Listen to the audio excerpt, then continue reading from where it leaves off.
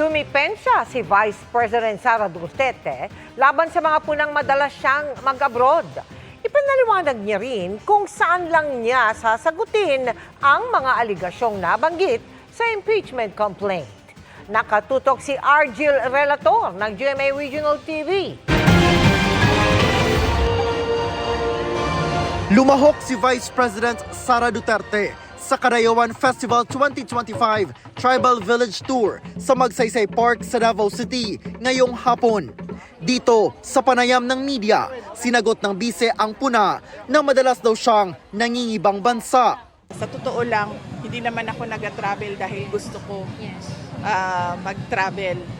Nagda-travel ako, lumalabas ako ng bansa dahil frustrated na ang Filipino communities abroad sa nangyayari dito sa ating bayan. At pangalawa, bumibisita ako sa tatay ko na nakakulong.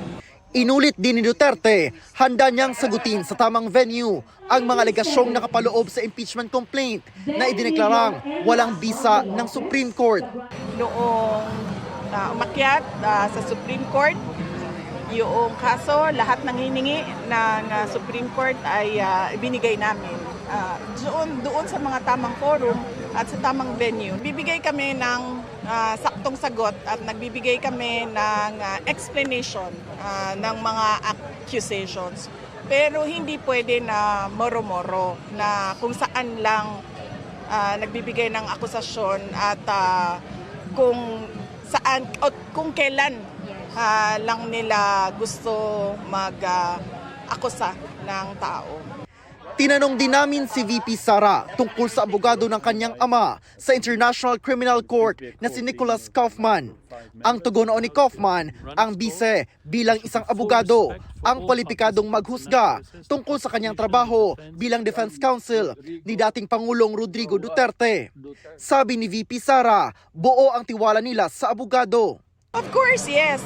Oo, kasi siya yung pinili ni dating Pangulong Rodrigo Duterte na lawyer. So we only follow kung ano yung choice ng client, no? Siya naman yung kliyente, sa kanila naman yung professional arrangements. So as long as nagsabi si dating Pangulong Rodrigo Duterte na yan ang aking mga abogado, susunod kami and mag-cooperate kami kung anong kailangan.